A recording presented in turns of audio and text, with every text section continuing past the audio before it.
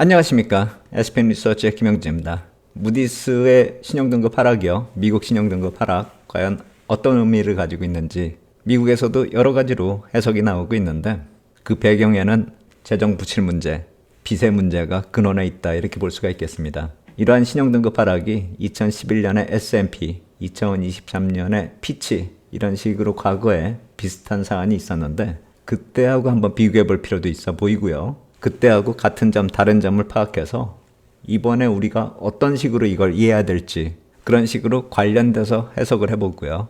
그렇다면 지금 현재 진행되고 있는 Big Beautiful Bill이란 그런 법안이 있죠. 지난 주말에 의회에 통과를 하지 못했는데 그렇다면 이런 무디스의 신용등급 하락 이런 이슈가 과연 법안 통과하고는 과연 어떤 연관이 있을까? 향후에는 어떤 영향을 미칠까? 그리고 그것의 진짜 의미는 뭔가?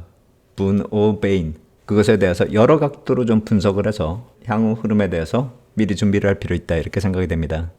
전체적으로 놓고 봤을 때 여러 가지 표현 중에서 이 not good 이 표현이 적절하지 않을까 개인적으로 그렇게 생각을 합니다.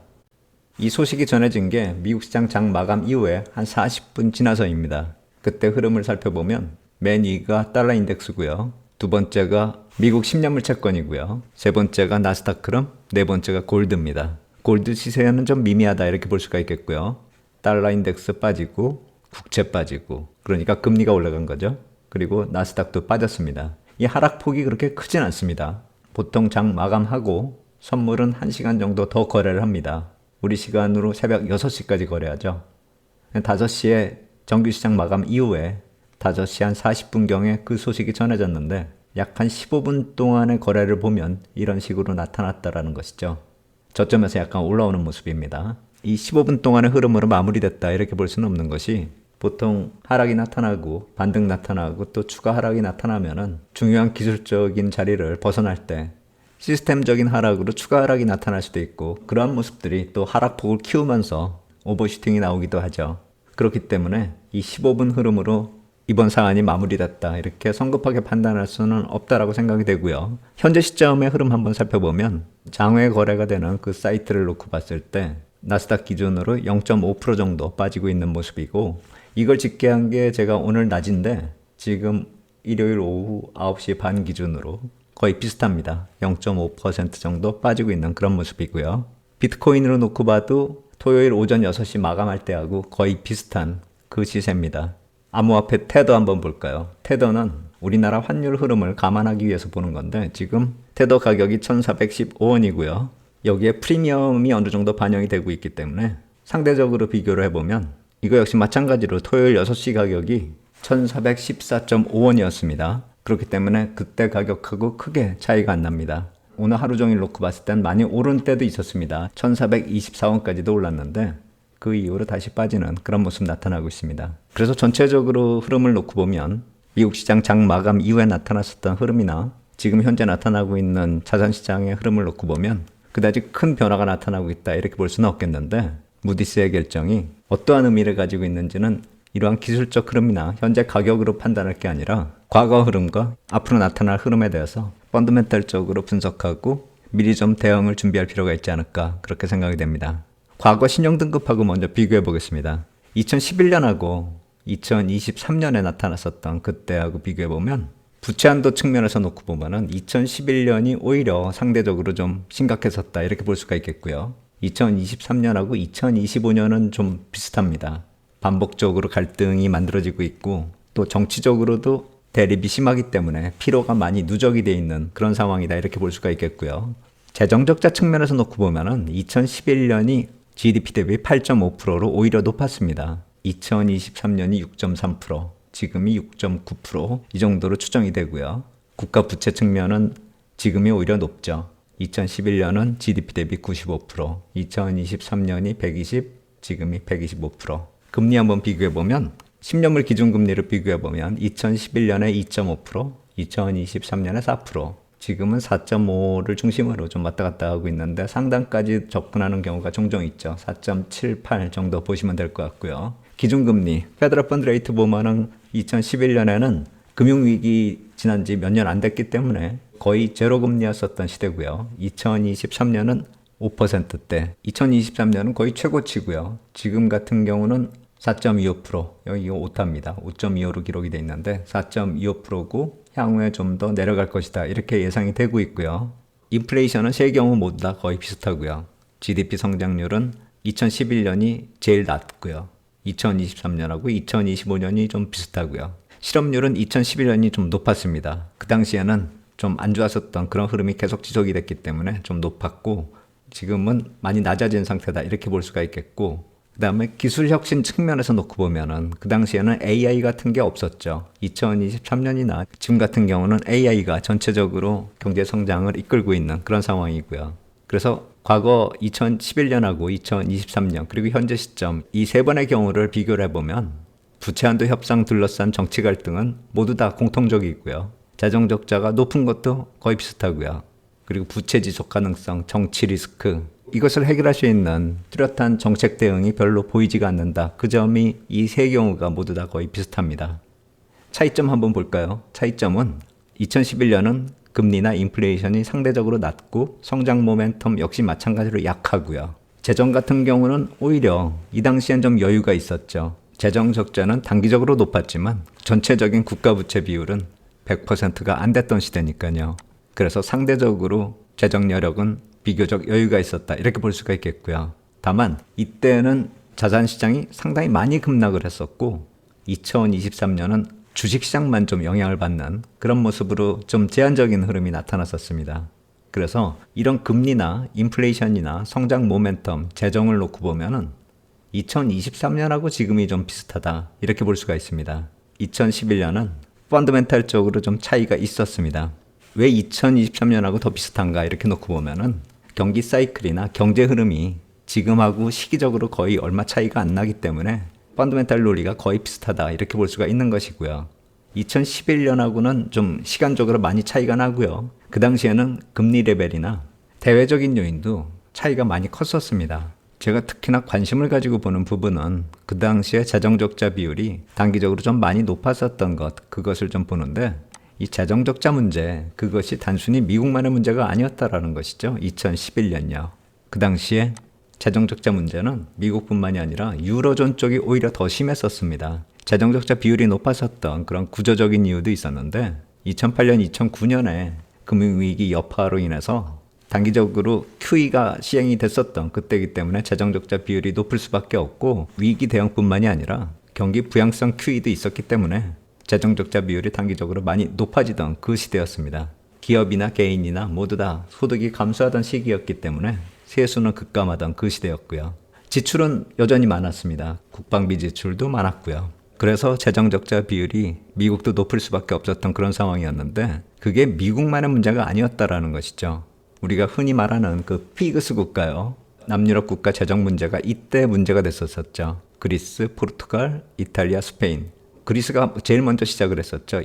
2009년부터였습니다. 그래서 구제금융까지 이어졌었고요. 그것이 포르투갈로 이어지고 이탈리아, 스페인까지 국채금리가 급등하는 그런 모습으로 이어졌었는데 그래서 유로존이 붕괴되네 만에 그렇게 얘기가 나왔었는데 여기서 어느 정도 수습을 한 것이죠. 이 피그스 국가들의 재정 적자가 상당히 높았었고 국가 부채 역시 마찬가지로 상당히 높은 그런 수치를 기록했었습니다. 그래서 그 당시에 미국도 재정이 좀 안 좋았었지만 미국만의 문제가 아니었다라는 것이죠. 전체적으로 글로벌 흐름 자체가 국가 부채 리스크가 부상하던 그 시대였기 때문에 기업이나 개인의 문제가 아니라 이제 빚의 문제가 부채의 문제가 국가의 문제로 확대되기 시작했던 게 이때부터라는 것이죠. 그래서 국가 신용 등급이 계속 내려갔었던 것이 미국뿐만이 아니라 미국 이전에 유럽부터 시작이 됐었던 것입니다. 결과적으로 놓고 보면 시기로 한번 따져보면요. 신용 등급 하락의 시기를 따져보면 그리스가 2009년 12월 그리고 포르투갈이 2010년, 2011년 연속으로 강등이 됐고요. 아일랜드가 2010년 하반기, 스페인이 2010년 11년, 이탈리아가 2011년 9월 그리고 그것보다 약간 이전에 미국이 신용등급이 내려갔고요. 이 흐름을 놓고 보면 국가 역시 마찬가지로 무너질 수 있다. 이런 문제 때문에 전체적으로 국가 신용등급이 하락하던 국가 신용등급이 문제시되던 그런 분위기가 유럽에서 시작이 돼서 미국까지 넘어오던 시기라는 것입니다. 그래서 2011년에 나타났었던 그런 신용등급 하락은 2023년하고는 약간 좀 결이 틀리죠. 어느 게 더 좋으냐 이렇게 놓고 보면은 오히려 미국 차원에서 놓고 보면은 2011년이 분위기를 탔다라는 그 관점으로 좀 확대해서 그래 보면 오히려 이때가 낫다라고 볼 수가 있죠. 왜냐하면은 지금은 미국 그 자체가 문제로 확대가 되고 있으니까요. 2023년도 그렇고 2025년도 그렇고요. 물론 유럽이 부채의 문제가 해결됐다라는 게 아닌데 지금 거론이 되고 있는 건 유럽하고 별개로 미국 단독으로 거론이 되고 있다. 그걸 보고 있는 것입니다. 그래서 시장 흐름으로 놓고 보면 전체적으로 2011년에 신용등급 하락처럼 글로벌 위기 차원으로 확산되던 그 상황이 아니기 때문에 자산시장 쪽으로 충격이 덜할 수는 있어도 2023년처럼 충격은 덜해도 언젠가 해결해야 될 그런 고질적인 문제가 계속 이어지고 있다. 상대적으로 질적으로 보면 더 안 좋다 이렇게 볼 수가 있는 것이죠. 펀더멘탈이 오히려 2011년에 상대적으로 양호했었다 이 얘기입니다. 그렇기 때문에 제가 말씀드렸던 이 솔트 법안이요. 이번에 빅 뷰티풀 빌이라고 하는 크고 아름다운 법안이다 이렇게 명칭이 된 법안이 있습니다. 그게 지난 주말에 부결이 됐는데요. 이 역시 마찬가지로 언론사별로 좋게 표현하는 그런 언론사가 없습니다. 월스트리트저널 같은 경우는 공화당 쪽에서도 반대표가 나왔기 때문에 부결이 됐는데 어느 정도 개선이 필요하다는 점을 지적하는 것이고 메디케이드 같은 경우가 더더욱 그런데 만약에 이러한 점들이 좀 개선이 된다라고 한다면은 오히려 이렇게 부결되는 모습이 전화위복이 아니냐. 하원의 보수주의자들이 심술궂은 사람으로 묘사되겠지만 오히려 이런 경고의 신호탄을 보내는 것이 옳다. 이런 식으로 표현하고 있는 것이죠. 법안을 가다듬는 기회가 될 수도 있다. 이 얘기를 하는 것입니다. 제가 말씀드리고 있는 이 솔트하고 빅 뷰티풀 빌하고 좀 헷갈릴 수가 있는데 이 크고 아름다운 법안은 여러 가지 감세 법안을 묶어놨다 이렇게 보시면 될 것 같아요. 그 항목들을 정리하면 이런 식으로 정리가 됩니다. TCJA 조항 연구와 팁 소득 비과세, 초과 근무 수당 비과세, 사회보장연금 관련된 소득 비과세, 솔트가 여기 있고요. 소기업 소득 공제 확대 이렇게 여러 가지 법안이 묶여져 있는 게 빅 뷰티풀 빌, 크고 아름다운 법안입니다. 그래서 이게 다 합쳐지면은 총 감세 규모가 4조 5천억 달러라는 것이죠. 그래서 이러한 법안이 통과되면은 재정이 더 안 좋아지는 것이고 그러한 안 좋아지는 모습이 향후에 개선될 수가 있는 방안이 없다라고 한다면은 신용등급이 하락될 수밖에 없다. 그것을 무디스가 경고하고 있다. 이런 식으로 정리할 수 있는 것이죠. 여기서 우리가 이 빅 뷰티풀 빌이요. 여기서 전략적으로 우리가 좀 살펴봐야 될 수 있는 게 관세에서 절약될 수 있는 금액이 우리가 추정할 수 있는 게 보통 2조 달러 정도로 추정을 하죠. 그리고 지금은 일론 머스크가 관뒀지만 도지에서 절약하겠다라고 한 게 한 1조 달러 정도 되고요. 두 개 합하면 약 한 4조 달러 정도가 되는 것이죠. 이러한 감세 규모하고 비교해 봤을 때 약 한 4조 달러 정도의 총알을 마련하는 게 그러한 관세 정책과 정부 재정 지출을 줄이는 그런 과정으로 진행이 될 수 있었던 것인데 그 두 가지 모두 다 약간씩 후퇴하고 있는 그런 모습이죠. 그렇다면은 이 감세 규모 역시 마찬가지로 좀 조절이 돼야 되겠죠. 그래서 그것이 어느 정도 조절이 될 것인지 그것에 대해서 얘기가 나오는 것이죠. 크고 아름다운 법안 이거 다시 또 추진한다라고 하는데 이 솔트 법안은 또 분리돼서 추진될 수 있다고 합니다. 그러니까 크고 아름다운 법안이 이걸 몽땅 다 한꺼번에 추진하는 건데 만약 어렵다라고 한다면은 개별적으로 또 추진할 수도 있다라는 것이죠. 이거는 의회에서 어떻게 진행될지를 우리가 살펴봐야 될 것입니다. 솔트 법안 같은 경우는 연말에 만료가 되는데 이 법안이 통과가 안 되면 여러 세대에 걸쳐 가장 큰 세금 인상에 직면하게 될 것이라는 것이죠. 이 $10,000 상한선 같은 경우가 있으면은 세율이 높은 주, 뉴욕 같은 경우는 중산층 가정, 경찰, 소방관, 교사, 간호사, 블루칼라, 그리고 상인 이렇게 소득이 높지 않은 경우도 세율이 높기 때문에 불공평하게 세금을 많이 내는 그런 경우가 생길 것이라는 것이죠. 그래서 이 한도를 높여야지만 다른 주에 비해서 불이익이 좀 줄어들 것이다. 이 얘기를 하는 것이죠. 뭐 주별로 따져볼 수 있는 그런 상황이다. 이 말씀은 드렸고요. 그렇기 때문에 이거는 계층 간의 갈등이 될 수도 있는 그런 상황인데 제가 이 솔트 법안에 대해서 지난번에 따로 말씀을 드렸었던 건 이걸 모두 다 한꺼번에 추진하는 크고 아름다운 법안 같은 경우가 한 번에 통과하기는 정말 어려운 것이죠. 이거 하나 통과하기도 어려운데요. 추정 비용을 따져봤을 때 솔트 같은 경우는 약 2천억 달러 정도 추정이 되잖아요. 이걸 전체 합했을 때 4조 5천억 달러인데요. 그렇다면 이걸 전체를 추진하는 것보다 개별적으로 추진하는 게 쉽겠죠. 근데 솔트조차도 지금 통과하기가 힘든 상황이라는 점 감안한다면은 4.5조 달러가 통과하기는 당연히 더 어려운 것이죠. 시간이 좀 많이 걸릴 것입니다. 그래서 이 솔트 쪽을 먼저 보자 이 말씀을 드리는 것이고요. 이러한 법안들이 어떻게 통과되느냐, 얼마나 또 감세 규모가 줄어드느냐에 따라서 무디스가 얘기한 그런 신용등급, 그게 분이냐 베인이냐, 그것에 대해서 우리가 좀 생각을 해봐야 될 것입니다. 그래서 지난 주말에 나타났었던 신용등급 하락이 단순히 지난 주말에 나타났었던 시세하고 지금 나타나고 있는 이 시세 변화, 이것이 본장이 시작이 되면서 주초에 어떠한 모습으로 이어지는지 그것도 중요하겠지만 더 중요한 것은 펀더멘탈적 변화, 법안이 어떻게 통과되는지, 또 법안 내용이 어떤 식으로 진행이 되는지, 그게 더 중요하다라는 것이죠. 2023년하고 비교되기 때문에 2023년처럼 2025년이 자산시장 충격은 좀 덜할 수도 있다 이렇게 생각이 되는데, 다만 걸리는 것은 법안 내용이 어떻게 되느냐에 따라서 재정이 악화됐을 경우에 금리 쪽을 얼마나 자극할 수 있는지, 그게 문제가 된다라는 것이죠. 이 금리 문제는 지금 이미 크리티컬 레벨까지 들어선 상태입니다. 지난 주말에 4.8%대를 다시 넘어서서 움직이고 있는데, 만약에 좀 더 악화돼서 4.5%를 넘어서게 된다면 국채 시장이 많이 좀 혼란스러울 수도 있다라고 생각이 됩니다. 그런데 중요한 거는 법안이 해결될 것인가 아닌가를 따져보면 법안이 해결될 확률은 높은 것이고, 다만 내용이 얼마나 달라질까 그걸 봐야죠. 그 과정 속에서 나타나는 노이즈가 점점 심하면 심해질수록, 만약에 금리 차원에서 놓고 봤을 때 4.5%를 넘어선다라고 했을 때 과연 겁을 먹어야 되는지, 설사 이것이 해결되는 시간이 더 늘어진다 하더라도 추익률 4.5%의 의미를 좀 잘 생각해 볼 필요가 있다 이렇게 생각이 됩니다.